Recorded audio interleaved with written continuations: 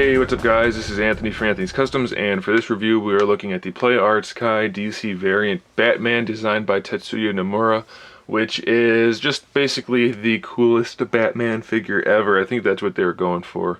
And they pretty much got it. It's pretty darn awesome. A lot of you guys are kind of hesitant about the price point, and I understand that. I think you're getting what you're paying for, personally, but it's going to be kind of a personal thing since it's a relatively expensive figure. I'll go through the figure, of course, like normal, and we'll take a look at it, but I think it's pretty darn good.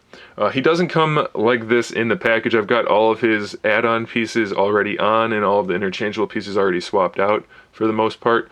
So I'll mention those as we go. Obviously, the wings don't come on him in the package, but we'll talk about that as we go.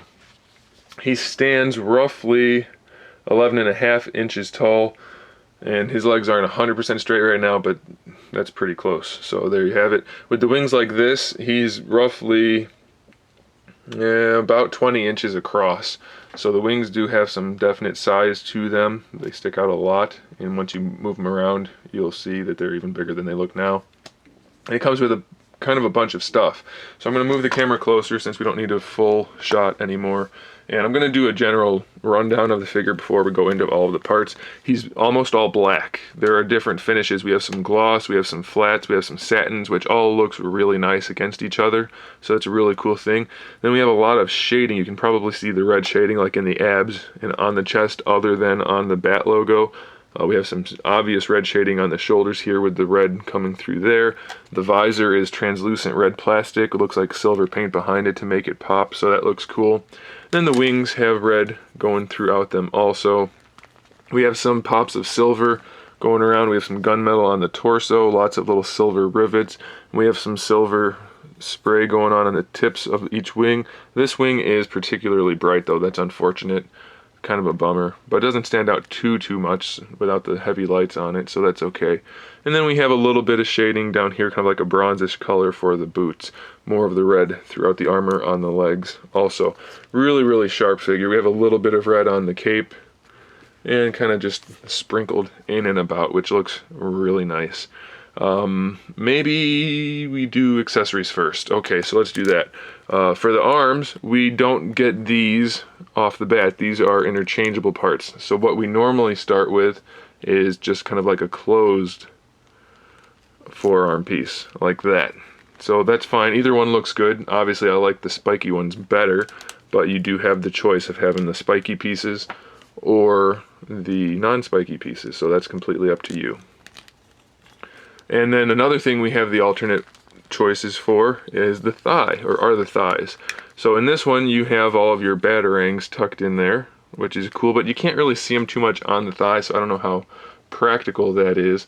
And then how it comes in the package is just with this closed up thigh piece, which you can't really tell that it's even supposed to come out. And the cat's coming, so I'm gonna have to cut the video real quick, but we do have the interchangeable thigh pieces. However, no shading on the thigh, so that does stand out as being a little bit strange, I think, since the rest of it all has shading, but yeah, what are you gonna do?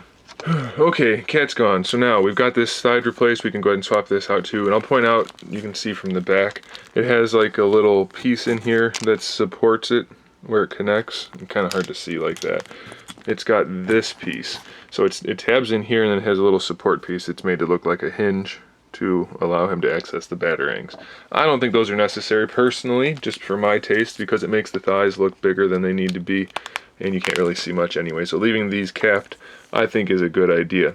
So just like the forearms, we also have interchangeable parts for the calves. They just have kind of spikes that stick out, extra spikes.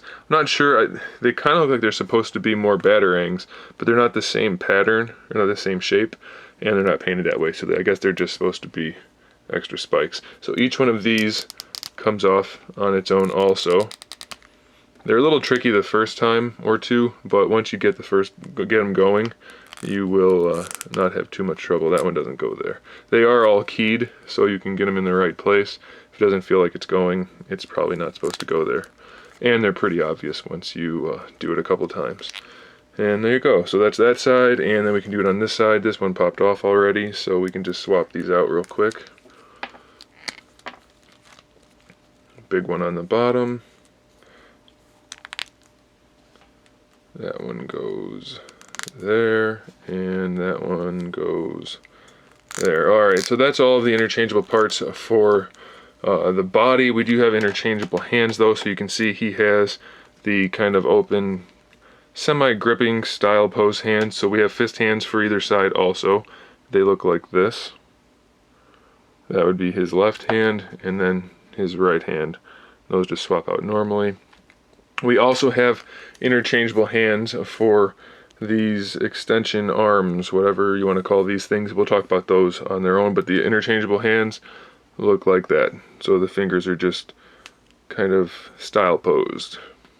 So that's it for the interchangeable parts. Now as far as the wings go, we're going to take them off for now. That's how he comes in the package anyway, so it'll be easier for me to review the rest of the figure, and then I'll talk about the wings.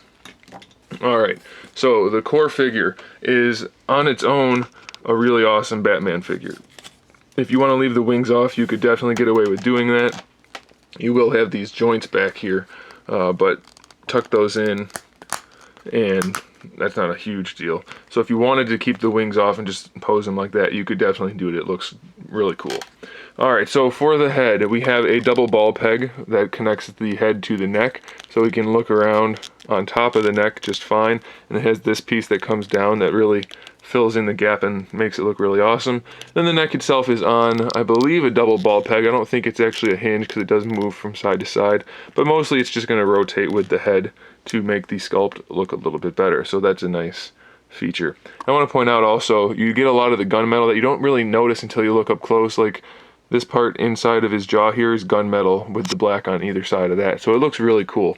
The shoulder pads are not actually hinged, but that's okay because they are nice and flexible, so you can move the arm around however you need to. And you can see here we just have the standard ball hinge shoulder, so that gives us our forward and backward. We have a bicep swivel at the shoulder itself and at the bicep, so you should be able to get the arm posed however you need to. No problem at all. You can bring it all the way up, and the shoulder pad still works pretty seamlessly. So that's pretty nice, and that'll just sit back down once it goes back into shape. Standard ball hinge for the elbow, so that'll swivel at both ends and have our hinge, and then the same type of joint for the wrist. Pretty standard for play arts. We have the hinged ball peg for the torso, so we have the hinge at the top, and that lets the body go forward and back.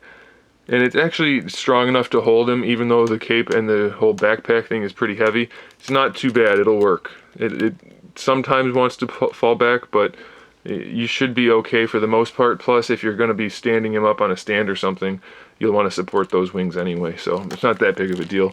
Then we also have the ball peg at the bottom, which gives him a good range of motion side to side, front to back, full swivel. Really, any way you want to pose him, you should be able to do that. We have the lower ball peg for the torso down here, which goes all the way around as usual again, so that's really good. The floating crotch piece, it's nice and tight. It doesn't have that baggy butt area that we have sometimes on the play arts figure, so that's a good thing. The hips ratchet all the way forward. No problem with the range of motion there. Have him do a nice 300 style kick. To the side, we do get some limitation, mostly due to sculpt, which is just the way it goes. Nothing we can do about that, but that's definitely a wide enough stance, I think, for Batman of this variety. And we get our thigh swivel around that ratchet also, which actually has pretty good range. For the knees, we have our standard double jointed knee, which actually works really well. They did a good job with the knees, I think. I'm happy with those. For the ankles, we have our standard ball hinge, and this front piece is nice and soft, so it won't get in the way at all. You can bring the feet all the way forward, all the way back. You get an ankle rocker out of it if you rotate it just right. Then they also did put a swivel at the toe here, which I don't get why they did that, because as you can see, it's not practical. You can't use it because the rest of the foot is going to be in the way. So I don't know about that, but you can get your ankle rocker out of that ball hinge just fine. So full range of motion on the standard parts of the figure, and he just looks really good. And then for the cape, we have the little flap here. We have these standard ball hinges for the cape, so we can get these ball hinges out of the way. Those are for the arms and wings, and this part here just rotates around to hide that a little bit. The cape itself has our full standard ball hinge array. I do wish we had a third piece in here to kind of fill this in if we wanted to have the cape flung open. I really like the way they articulate the capes, but I really think we need something to allow us to use that articulation a little bit more. I know it's generally just for a little bit of posability, but if I wanted to have his cape wide open, I would really like to have a centerpiece in there to fill it in, and that would look awesome, but we don't have that. You do have the full-on swivel though at the top and bottom of each hinge, and you can pose that cape however you do want to. Just be aware that there will be a gap at some point probably. So there's that. Same type of joint here for the arms. It's just a little bit bigger, heavier ratchet. And I'll show you how these connect. So this is going to be his left side.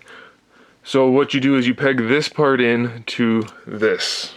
And we're going to do the review on the wings separately, just so you can get the idea. So that pegs into there. Alright. And then for the wing itself, we have the same kind of ball hinge again. So that'll swivel at the top and at the bottom. However you need to move it, you can do that. And then for the wing itself, we have a double ball hinge, kind of like a Revoltech joint. So you can pretty much pose this however you want to.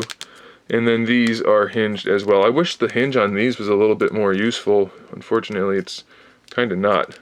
These are not very well hinged at all. They do move a little, and there's a little bit of red paint on there. I don't think I mentioned that before. They move enough to look cool, but that's all you're going to get out of the top one. The middle one only does that, and the bottom one, it does go up all the way, but that's not very useful. So that's about it, and it will swivel though, so you can move them that way, and same thing for that joint there. So most of the articulation is going to come in this half. The wings themselves don't have all that much. For the arm, it's kind of like one of the knee joints, but it rotates where it connects, and it rotates where it connects here, and then it's double jointed, of course, so you can see that. And then we have a standard wrist hinge up there. So pretty good batch of articulation. It takes a little bit of playing around with it to get it posed how you want it to. Just peg that in there. Be a little careful. Don't want to break anything. And then you can bring the... I do kind of wish the arms didn't come out from down here, because it makes it a little difficult to pose the wings and the arms at the same time. But it's not too bad.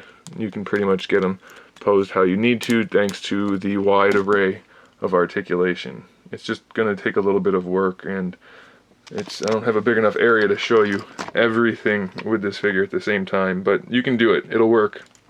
And I will take some photos of this guy at the end so you can see what it looks like. I really do like this guy. I think he's quite nice. He's very, very well done, very cool looking. I'm psyched about it. I did have a little bit of bad luck with mine. Hopefully you guys won't. For my alternate hands for the wing hand things, I got 2 left hands. I need a right hand. So hopefully they get that sorted for me. That would be really nice. But otherwise, he's pretty good. As far as other QC issues, the only thing I noticed really was I have a little bit of a scratch right here, which isn't a big deal. And then a little bit of a black spot. You can kind of see that on his visor right there, which again, not a big deal.